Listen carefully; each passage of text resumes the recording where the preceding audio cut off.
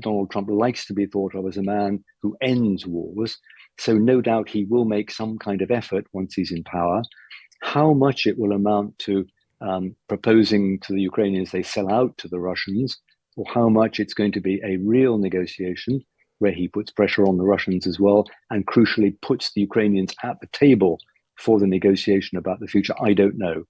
But I'm sure that the two leaders in Paris today will have agreed that you cannot simply impose a settlement on Ukraine above the heads of the Ukrainian people. They've got to be full partners in this. They've been the ones doing the fighting and dying. Well, after honouring those who lost their lives in previous wars, the two leaders issued a joint statement pledging their unwavering support for Ukraine for as long as necessary to thwart Russia's war of aggression.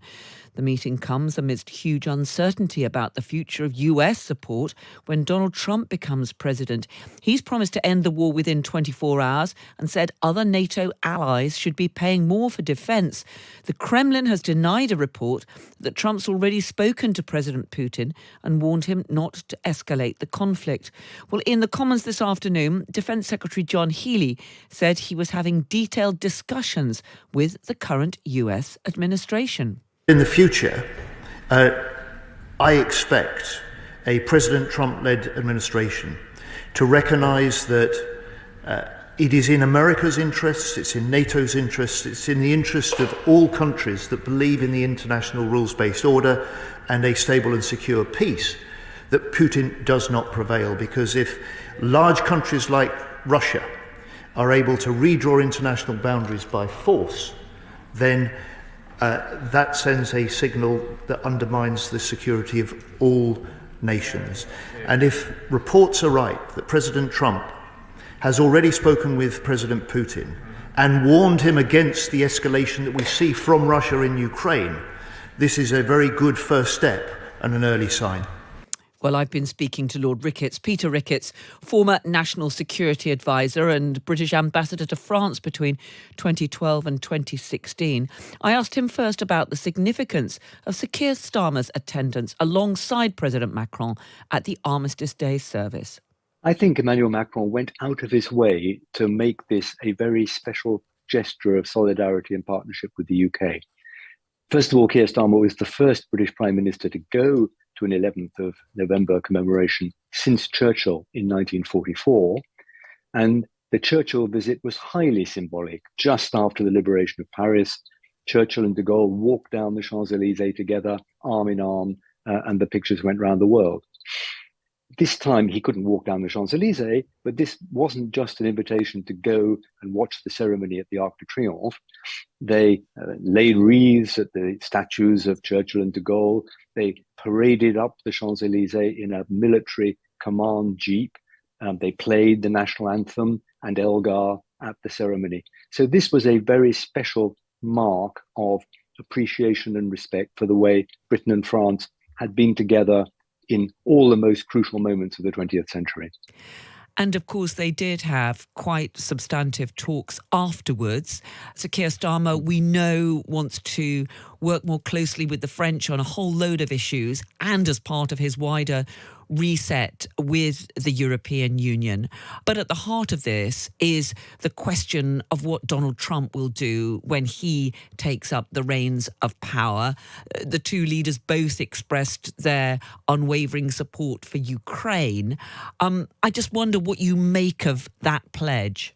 Well, definitely the Trump return to the White House is the backdrop to all those discussions. It's a moment where British and French leaders need to work better to come together. And on Ukraine, I think the two see eye to eye, that it's important to go on supporting Ukraine through this winter and beyond, even if the then President Trump decides to cut American support once he's in the White House. And although they didn't put any figures on it, they clearly both said that they're going to continue supporting Ukraine. And that was no doubt a message to Donald Trump that the main European allies are staunchly behind Ukraine and prepared to put their hand in their pocket and do everything they can to support Ukraine. How do you read these signals coming out from Donald Trump and his team? Of course, during the campaign, Trump famously said he was going to solve the war in 24 hours.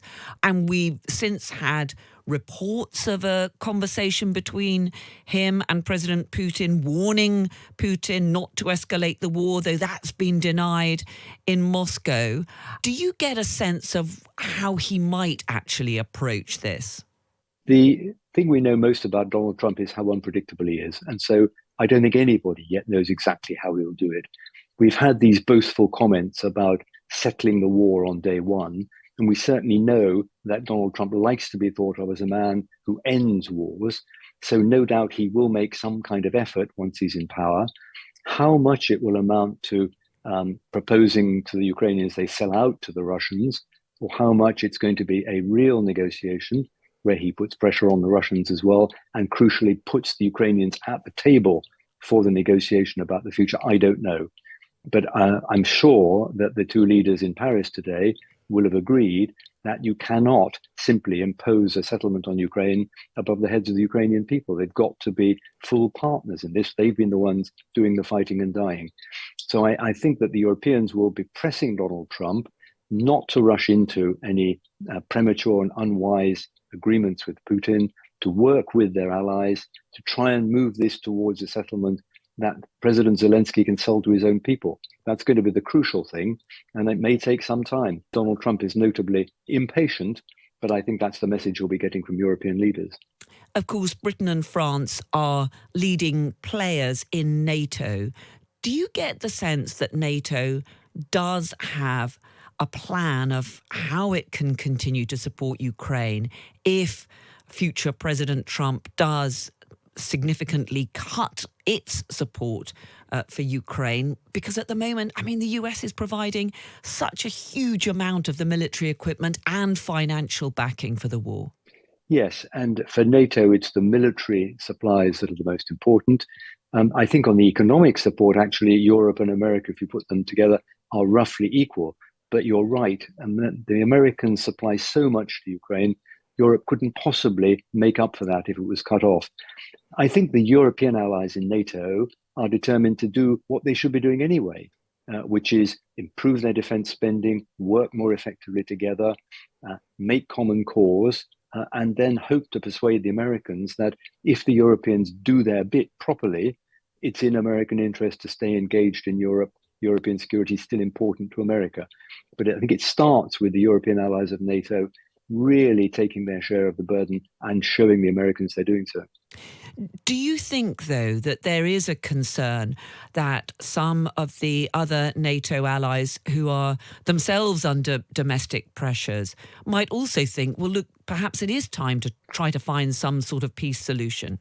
Well, there's a range of opinion in Europe, Carol, from Viktor Orban, who is absolutely on Putin's side, to a number of European countries who are definitely showing Ukraine fatigue, and their public opinions, their political classes are getting tired of this war, not feeling it's getting anywhere, and they've got other things to do with their money. And Germany is very much part of that camp.